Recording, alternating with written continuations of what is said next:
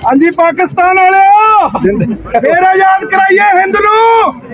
बड़ियां कुर्बानियां दित्तियां असीं हिंद वास्ते, फांसियां सिखां ने चूमियां, फिर पाकिस्तानी बन के खड़ के मूरे फिर हिंद नूं आजाद करावांगे। अस्सलाम वालेकुम भाई दोस्तों, वकार ट्रीन ब्लॉग चेक करते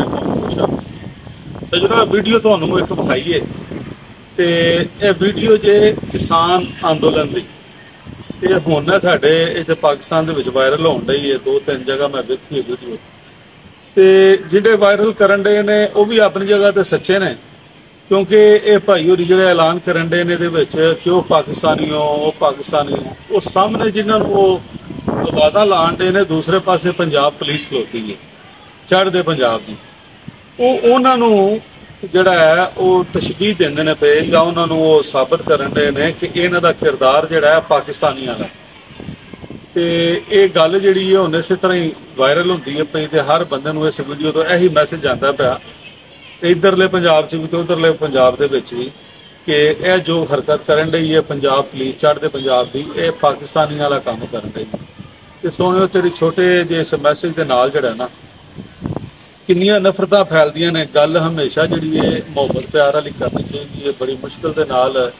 जिहड़ा इस स्टेज तक पहुंचे हैं कि इस वक्त जिहड़े लोग सोशल मीडिया तो वाबस्ता ने जिहड़े ते हजे भी सरकारी चैनल वेंदे रहिंदे उन्हां दी सोच है ही, लेकिन जिहड़े लोग सोशल मीडिया दे नाल मुंसलिक ने ना उन्हां नूं बार्डर इंज ही लगदा पिया कि जिवें बार्डर पंजाब तो अगे वे जाके इंडिया का तो उधर इंज लगन दिया कि पाकिस्तान का बार्डर जिहड़ा वो पंजाब तो अगे वे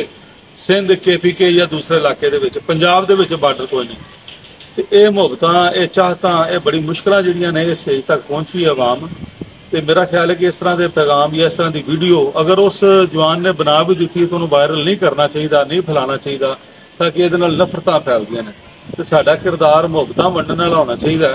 नफरतां फैलाण वाला नहीं होना चाहिए। तो तुहानूं सारिआं नूं यही दरखास्त है कि इस तरह की वीडियो वायरल ना करो,